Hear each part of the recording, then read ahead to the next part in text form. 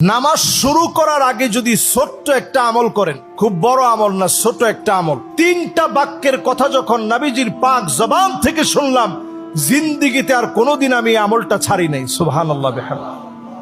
আল্লাহর নবী একদিন দেখলেন সাহাবাই কেরামের মধ্যে কেউ একজন এমন কিছু নামাজের আগে, শুরু করার আগে পড়েছে, নবীজি দেখলেন 7 আকাশ খুলে দিয়ে আল্লাহ রাব্বুল আলামিন অজর ধারায় রহমত গুলা নাজিল করে দিয়েছে। সুবহানাল্লাহ। আল্লাহর নবী অবাক হয়ে গেলেন। নামাজের সালাম ফিরিয়ে নবীজি বললেন, তোমাদের ভিতরে কে এমন আছে, এমন কিছু নামাজের ভিতরে তুমি পড়েছ, আল্লাহ পাক তোমার জন্য 7 আকাশের দুয়ার খুলে অজর ধারায় রহমত নাজিল করে দিয়েছে। কেউ হাত তুলে না।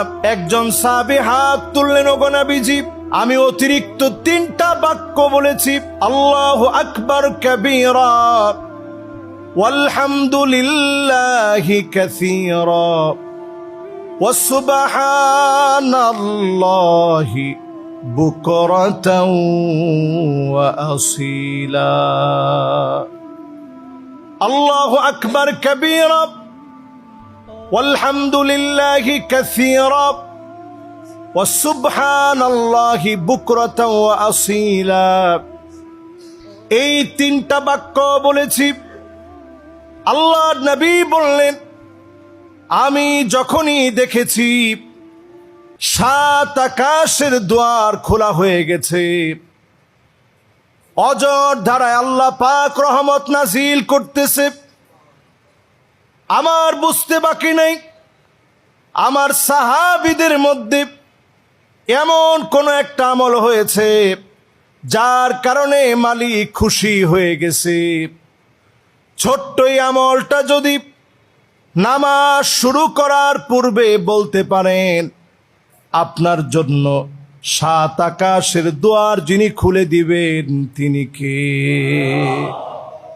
কখন পড়বেন? নামাজ শুরু করার আগে। ইমাম সাহেব তেলাওয়াত করতেছেন, আপনি এসে দাঁড়িয়েছেন, মনে মনে ছোট্ট করে পড়ে ফেলেন, আল্লাহু আকবার কাবীরা ওয়ালহামদুলিল্লাহি কাসীরা ওয়া সুবহানাল্লাহি বুকরাতাও ওয়া আসীলা। সহজ না কঠিন? আমি একটু চুপ থাকি, আপনারা বলেন তো দেখি 1 নাম্বারটা কি? আর একটু জোরে বলেন তো 1 নাম্বারটা কি? মাশাআল্লাহ। আল্লাহর নামটা যেই তো সবচেয়ে দামি, বড় আওয়াজে আপনারা বললেন আল্লাহু আকবার কাবীরা। 2 নাম্বার